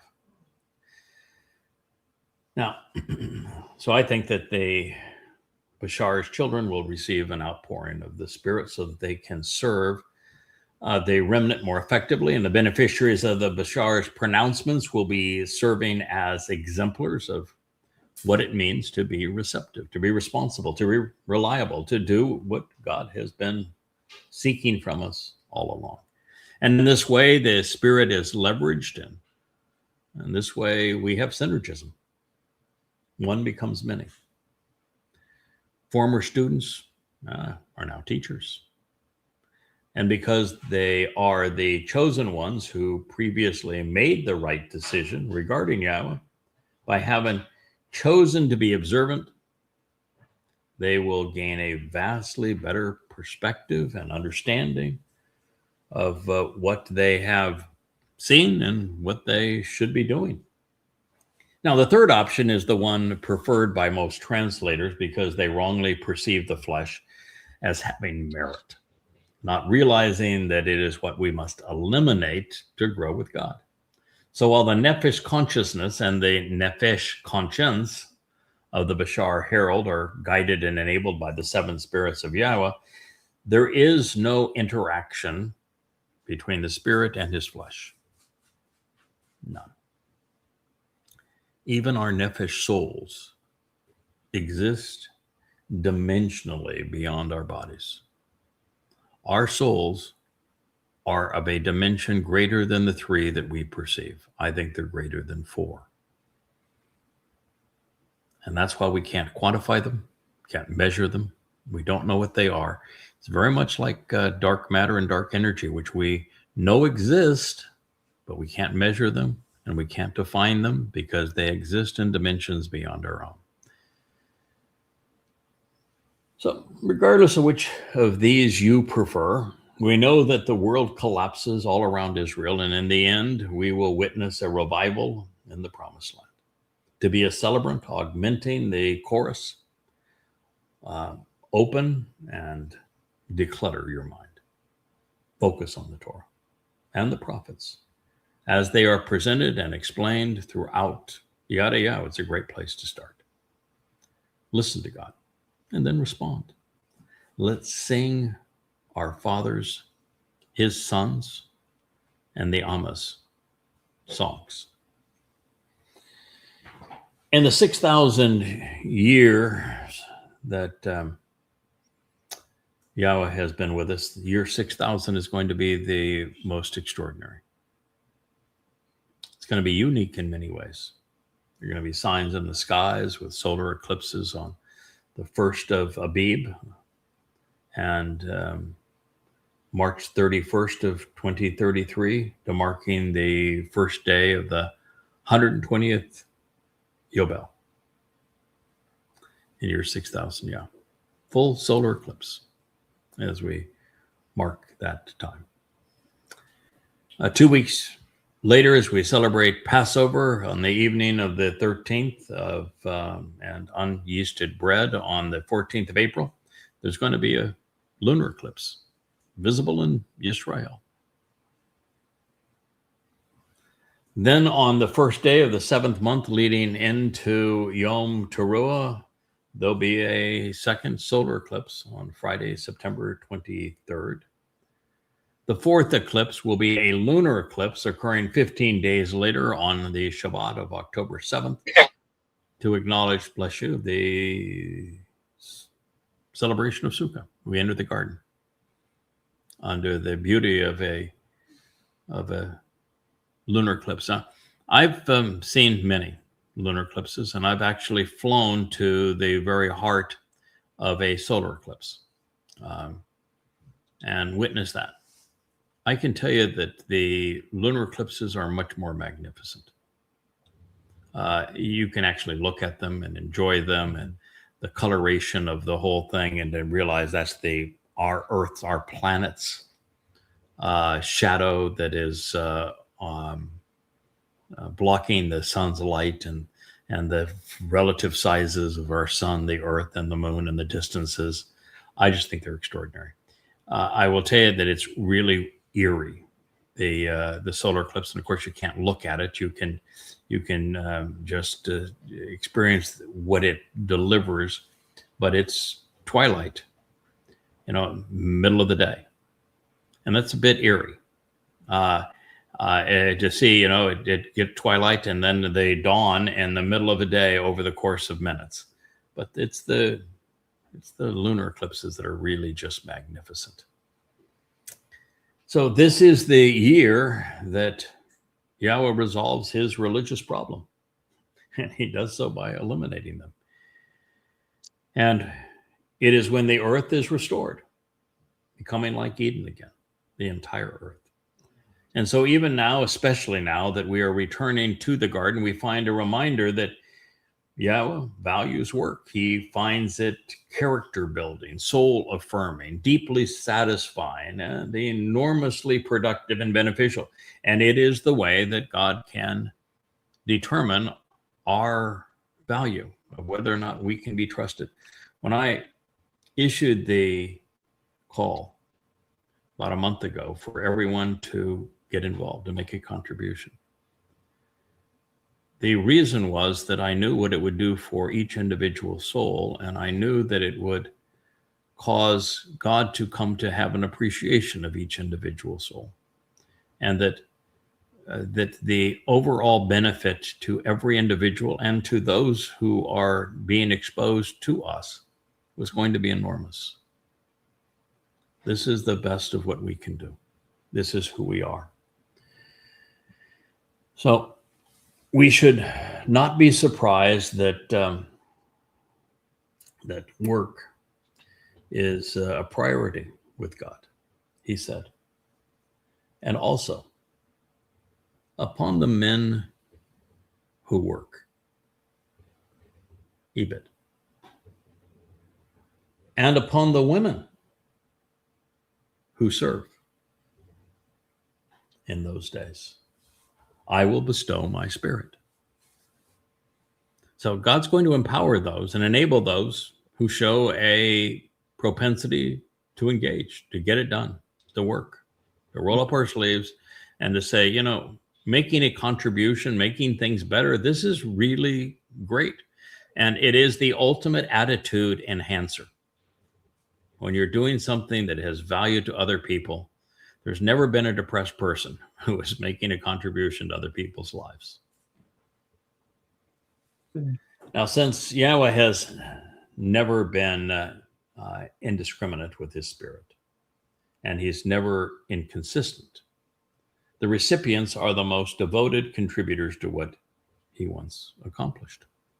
While their prior contributions will have earned this distinction, with the Ruach, they're going to be hugely more effective. So there's also the possibility that by using Ebed and a Shifcha, that God is telling us that families will be formed and children are going to be born on earth during the 1,000-year long celebration of Sukkah. I think that it is appropriate for the remnant to be able to bear and raise children and to model what God wants done. That's the ultimate way for them to grow and for others to have this opportunity. But I think, to be fair, if God's chosen are his covenant family, we ought to be able to do the same. And conceiving children is fun last time I checked. Yeah. Raising them, on the other hand, can be a little iffy sometimes. That was a little understated there. Yeah, yes, it's easier to conceive them than it is to raise them. Yeah, but start somewhere. But you got to start somewhere. Practice makes perfect, you know. True. Yeah, it's a good point. The fact is that if we're being entrusted, JB, with the remnant of Yisrael, we ought to be entrusted to raise our own kids, right? And it's going to be a lot more role to raise them in, a lot less bad influences. Oh, of course, there'll be literally no bad influence, and there'll be so many opportunities, and the earth's going to be glorious. It's going to, and there's so much to do. I just think it's going to be a marvelous opportunity for everybody. And then you get the opportunity of working with your wife to get her done, you know, so collaborating. And then, you know, imagine, you know, covenant members all getting together with their kids and us all working and exemplifying what it is like to be part of a family. We talk about what needs to be done and what should be done, and we're raising our kids to make a contribution. I just think it's just a tremendous celebration of family, of entering appropriate roles with men and women, all contributing and receiving an outpouring of Yahweh's Spirit as part of this adventure. Now, recognizing that the foregoing is Yahweh's respite for his people, as they are now basking in his light, the prophet wanted us to know that the signs which will herald this occasion are going to be well known. It says, I will provide bright and beautiful signs, handsome and conspicuous metaphors, marvelous and awe-inspiring symbols, an outpouring to the appropriately communicated and upcoming events, from Ma to complete the meaning of, and Yisaf, that which beautifies in the heavens. See, God's not going to be restricted as he is now. Mm-hmm. You know, God's restricted by, you told me to shut up and go away and never wanted to see me or hear from me again. And I have no interest in exposing myself to a planet that's overtly religious and political and conspiratorial and militant. Now, when Earth is restored to the conditions of Eden and all the bad elements are gone, and we're doing our best to exemplify what he wants with this remnant, then God can do what he wants to do, which is that he can say, let's make rainbows. Let's do beautiful music together. Let's share glorious signs. I want to show those who are covenant will have already seen these kinds of things, but let's show a little indication of what lies beyond the earth to this covenant family, so they have something to yearn for. And we're going to want to share it. Does he like artists? I mean, can I teach painting? I think so. I'd sign up for that class. Guys, great. Yeah, I'd sign up for that class. Yeah. You know, I would love to be able to sing. Leigh would love to be able to dance. Now, she already can dance, and I can't sing, so there is a difference there. But, you know, there's so many things. I mean, I happen to love architecture and building. Why not be able to do those kinds of things? You know, I love the ocean, and I love, you know, diving and sailing and, you know, all these kinds of things. I love long walks on the beach. You know, why shouldn't we be able to enjoy all of that? Bright and beautiful signs in the heavens and on the earth. And then he gets personal. Blood, which is Dam, which is the heart of Adam. The only addition to Dam in Adam is the bull, the bull's blood. And fire. Why? Because fire is transformative. And the ultimate fire that God's going to light is the fire beneath the sacrifice of the Adamah Parah. And I'm going to here to tell you that's going to be an eternal flame. That fire is never going out. It will be a memory forever of what took place on that day. It's going to beautify the Temple Mount. I mean, there's something marvelous about an outdoor fire that when it glistens off the side of a reflective building and it warms the air and the crackle of it and the flames, the way they dance, it's going to be an eternal fire, along with columns of smoke. And that smoke is a sign that it rises up to the heavens. It's a sign that there was ash laden in it, and that ash was the purging element from the Adamah Parah. He's going to be celebrating what we did. That the great day of Yahowah is Taruw'ah. And the stuff that takes place on Taruw'ah is going to be part of our mindset and our a common theme that draws us together forever. We're going to all be able to say as a covenant family, we arranged that, we supported that. We were the team that worked with the remnant to have them benefit from it. That fire is our fire. The blood that was shed there is our blood. Of course, there are a number of ways to interpret the symbolism associated with these images, even to integrate them into a single scene. The dam blood being emerging is from Adam. And we have the sign of the bloody red man of the earth as the Adamah Parah. Adamah, which is the descriptive aspect of Parah, which is the productive bull, is a bull's head, blood, and a man. That's what Adamah means. It's a marvelous term. Parah, of course, the pay is that he's got a big mouth, but he's also got a big head. P-A-R. P-R. So it's a man standing up, reaching up, pointing to God, the He, the Rosh, observant, thoughtful, and the Pei. So this man of the earth, who is the bloody red man of the earth, he's a talker. And he is sacrificed on Taruw'ah on behalf of the mortal remnant. And should this be the appropriate beginning, the conclusion is also fitting, because his bludgeoned body will be consumed by fire, with columns of smoke rising to the heavens. And based upon what follows, it's apparent that Yahowah is drawing our attention to the miraculous purging provided by the handsome and conspicuous metaphor of a bull.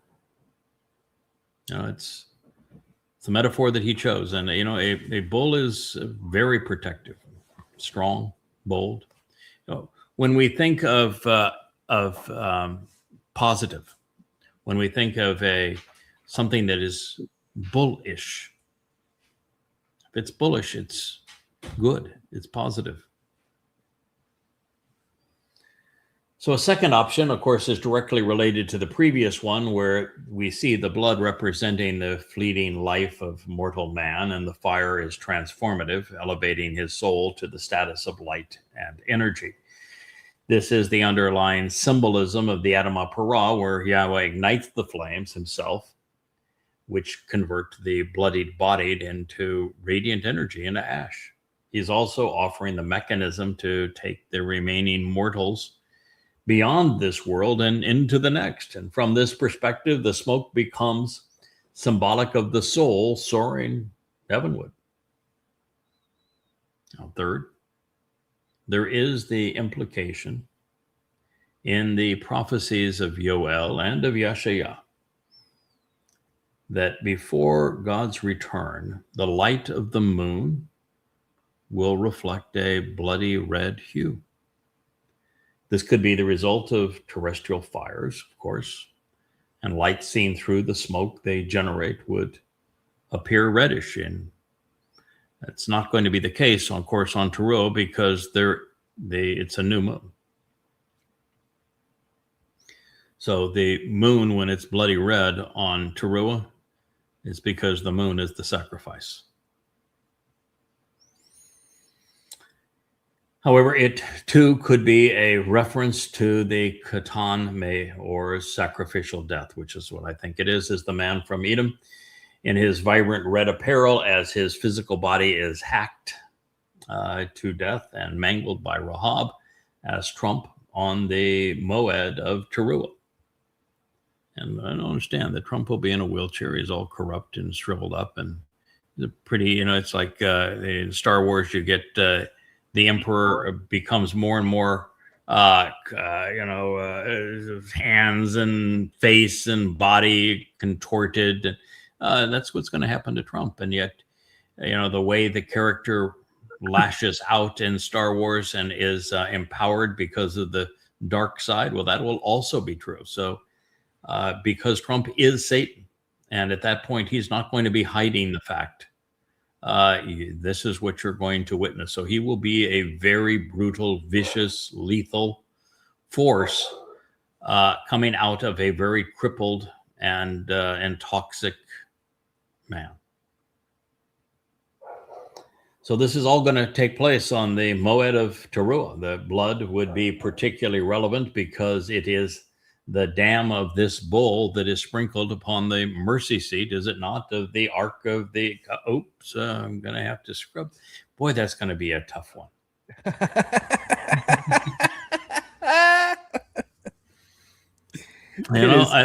But it's always been the case where you're scrubbing your mental repository and your vocabulary of words that you shouldn't be using, and ark is a word we shouldn't be using. Aronia,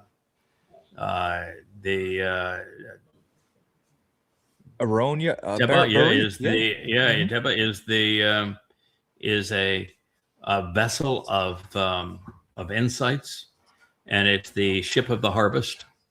And with the Aaron Bereth, it literally means behold the harvest. So it's an Aaron. At least we can use it's God's symbol. The least we can do is use his terms. It's going to take an old guy that's done it a while to scrub his vocabulary of it. Yeah, I don't even like temple, yet it just rolls off the tongue and you say it. It is Bereth Shem Yahweh, that is what it is. And, yes. Well, he does use the home of Yah's name, the home of Yahweh's name a lot, but he also calls it a Hiskel. And that would be, if you were to translate it, it would be a royal residence, a palace, or therefore a temple. I like royal residence a lot. Yeah. To translate it, because it is the royal residence of the of Dowd the king and the covenant family, which are the children of God. That's pretty royal. But you can use the Hebrew term too, Haskell. It's just that sometimes it takes a little bit of people to process the information, what it all means. But Yahweh's favorite term for it is home for Yahweh's name. And because we're all going to bear Yahweh's name, it's our home too, home for the covenant family. Hello, Dr. Jeff. Did you save somebody while we were, having this show? Just a seizure and somebody having withdrawal from alcohol intoxication who came by helicopter. Wow. Intoxication by alcohol, and you still get a helicopter ride. There's something wrong with our medical delivery system. I happen to believe that, and if I'm going to be doing some administrating going forward, I guess it's fair to people know my mindset thing.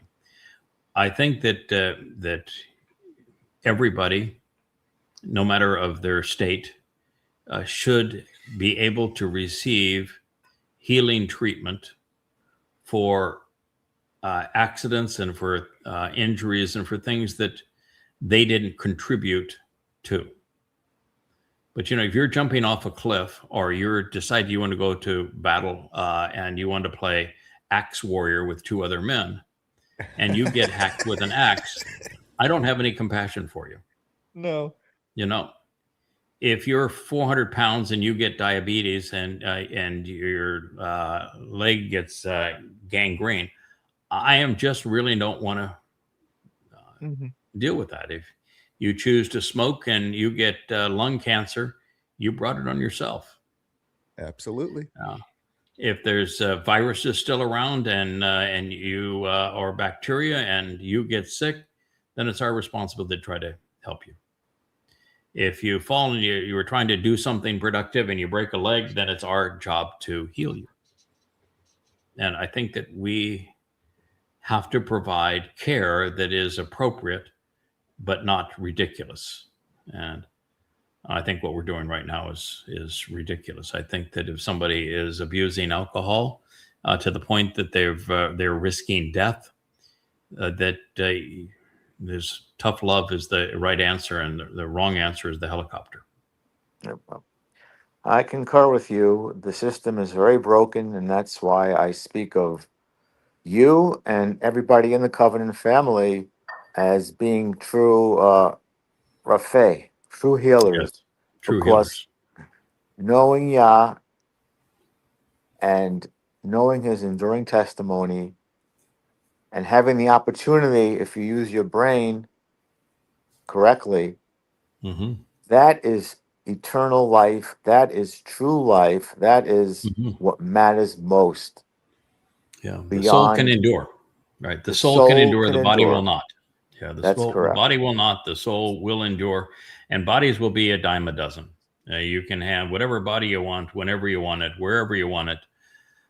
And so bodies are something. E equals MC squared. You can take a little bit of your energy and create a body, and there you go. But if you're going to abuse it, it's not our job to fix it. No. If bad things happen, not your fault, and then it is our job to heal it, particularly if you're still immortal. Yeah. I'm going to have to obviously re-listen to this show again. I'm happy I'm going to be off next week and possibly the week after. But I have to tell you that what Yowel said, and then it was confirmed by Yirmiyah, about listening to you, knowing you, understanding you, and learning from you, and not being led by any false teachers, but by the Moreh, the true Torah teacher, is essential for life. And it doesn't get clearer than what was specified. It is unequivocal. It is spelled out black and white, period. It's game, set, and match. We can model through Moreh this outpouring of Torah. We can model what is conducive for all of us. That is the beauty of when God chooses to work through somebody. They should be an exemplar that encourages others to do the same, as JB began to translate, as he built a mirror site. We are being encouraged to model certain behaviors and certain styles and approaches. That's part of the whole process. And when delivered by a person that we know has flaws and has strengths and weaknesses, then we can walk right in their footsteps. And so it's not as a above to below. It is a let's walk together. Let's journey together. Let's all benefit from this. Let's all contribute. And I do think that we are in a period where it has been so dark for so long that Yahweh did choose a person to reflect the light that had been concealed and to expose the things that he is opposed to. And we've done that. And so now we've opened up the doorway to understanding, and we have lots of people who have run through that door and are benefiting from it. And that's really that is the encouragement. That is the process. I think that's what we tried to do with Dowd. Yeah. This is who you are. This is who you can be. This is what we need from you. And we want you to grow and step up, and you're now going to this next 10 years of your life, you're going to write these Psalms. You're going to be the prophet. You're going to leave this legacy. And then in your next life, you're going to earn our respect. And we can all do that. That is, I mean, none of the rest of us have to go into Sheol, but we can all earn respect. You know, you mentioned tough love before, and an exemplar. If Boaz and Ruth, and Ethan Hazraki and Leah can show via Yahowah tough love to his firstborn son Dowd. Yes. Yeah. Then hey, correct. That's an example. Right. And we were tough love to him. We did not coddle him. And I think that we set an expectation for him and an example for him. And, so it was an example that he could follow. Yeah. And now we have so reassured him and so supported him that now he can be the example we can follow. And because of that, he basically has given all of us the opportunity to be with Yahowah and to enter Shamayim. He did it. He came through. He did. He did what Israel needs to do now. Listen, change, return, engage, prove worthy. That he did exactly what Yahowah was expecting of Israel. And, it'll be one in 1,000, perhaps, of Israelites, 1 in 1,000,000 of the rest of the world. But that's going to be good enough. So that's where we are. It's been fun. I'm glad you were able to come back, Jeff, at the conclusion of our program. And I appreciate you sharing how depression turned to joy as you prepared for this show, Kirk. Now that you're off next week, Dr. Jeff, we know that you're going to be doing a vlog on the vlog with us. Check in with Kevin. He will assign your day. JB, we now know that you're scheduled for a day in June when you have your day off, and we'll get that done. And Kirk, it wasn't too tough, was it? I mean, I know it's early in the morning for you, and but for me, yeah, pretty early for you. It still starts at 8 o'clock your time, and we get going here at 5:30. So we're already on our third cup of coffee by that time. In fact, we've already gone from coffee to juice probably and tea by that time. But it's actually fun, and it's an environment where you can talk as much or as little as you want. You can be as challenging as you want. You can talk about news or Torah and integrate the two together. And there's a certain confidence that exudes from a total extemporaneous program.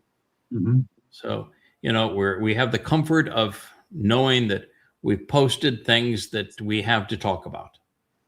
So we know we're not going to run out of things to talk about, and everybody can be prepared for what those things are because I post them hours before the show,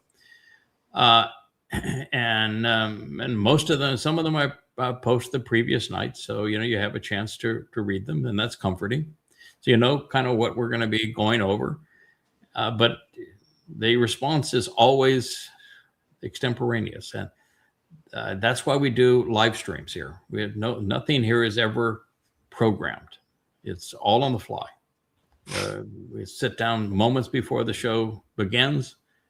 We turn on the lights and the cameras and the microphones, and we just go, because there's something that is reassuring. There's a confidence that comes out of a ability to do what most people would just freeze.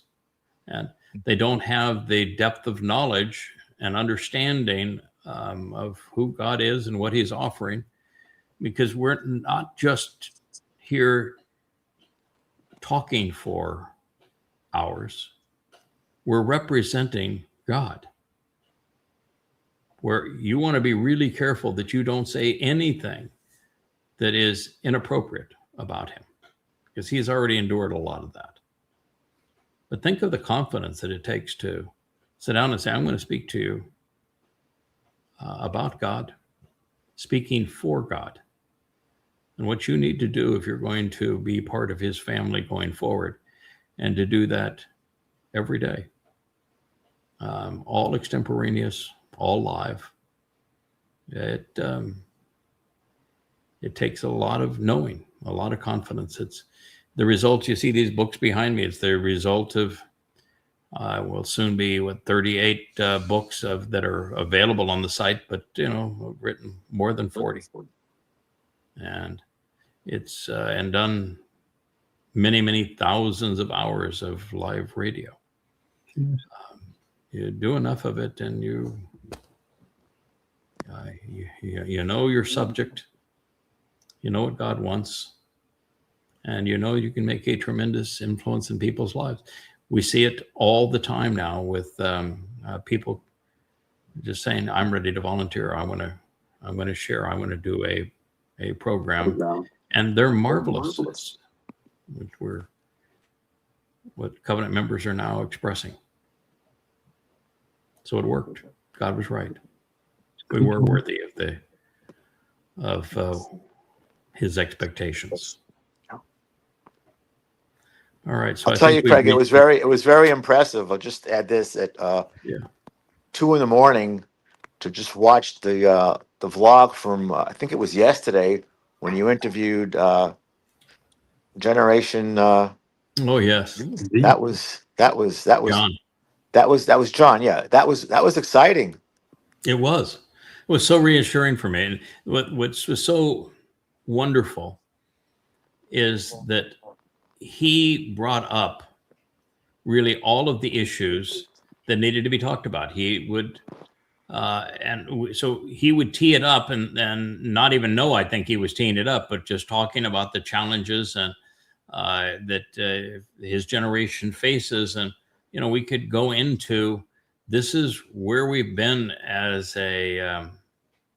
humans on this planet over the last 30 years, and how we got to this place, and how few there are of us who are in a position to capitalize on what God's offering as a result of this, and what academia has done, what politics has done, what religion has done, what the internet and AI has done to make it difficult.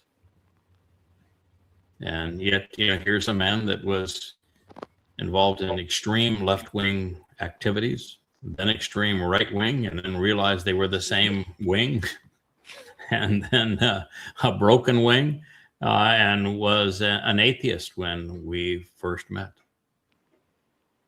and went from an atheist to loving God in one chapter of one book. The light. Yeah, or light. What a marvelous story. And now is reaching out to be a benefit to other Gen Zers. Gen Zers, man. Wow. Yeah. And, he named his show Y to Z. It's a yada to Gen Z and why we are here. It's just, the whole thing is so reassuring, so marvelous. God's got to be beside himself, enthusiastic that, it's finally coming together. And he knows that his people are finally going to embrace him. Won't be a lot of them, but it'll be enough. So great times, great opportunity. thank you for teeing up the song. Thank you guys for playing it. Well, I guess we could do a last rendition of the song as we have done on so many programs as our sign off this evening. Okay. Marvelous Shabbat Shalom to one and all. Yes, you. Good night. Shabbat Good shalom. night. Shalom.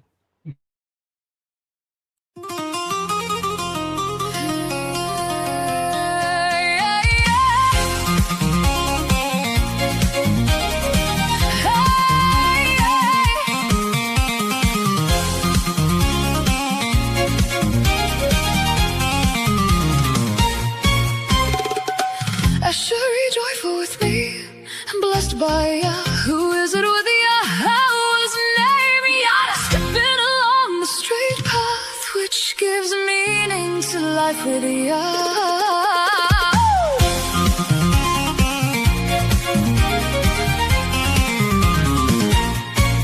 From Sion's night, we break free into light. No rush of chains, no shadow fight. I got Torah day and night.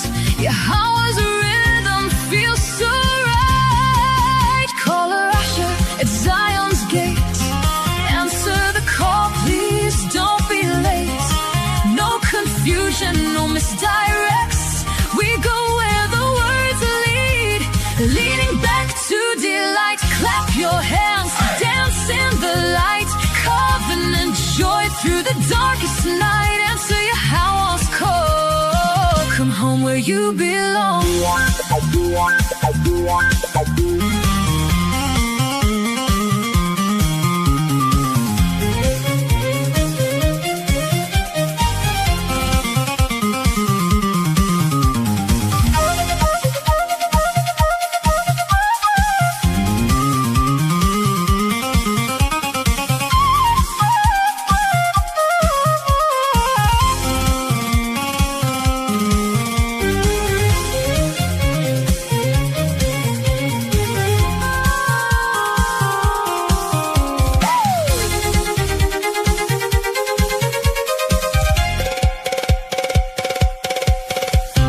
Dowd leads the way as the Mikre shine.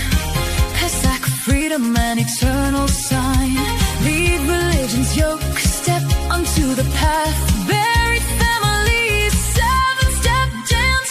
Haga, haga, roar the truth aloud. The white lions have come from Babel's shadow to the promised crowd. Roaring loud and proud. Shabuw'ah harvest in a harvest moon glow. Yahowah's home where the blessed ones go.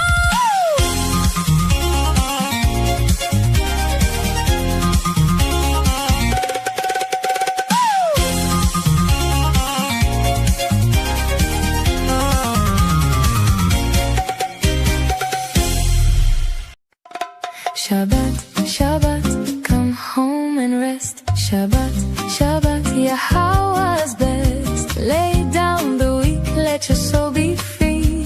Shabbat, Shabbat, come back to me. 6 days we work, then we bask. We leave the noise to hear Yah's voice. We listen, we learn, we struggle to know. We walk with Yah through the Mikre. Shabbat, Shabbat, come home and rest. Shabbat, Shabbat, Yahowah's best. Lay down the weak, let your soul be free. Shabbat, Shabbat, come back to me.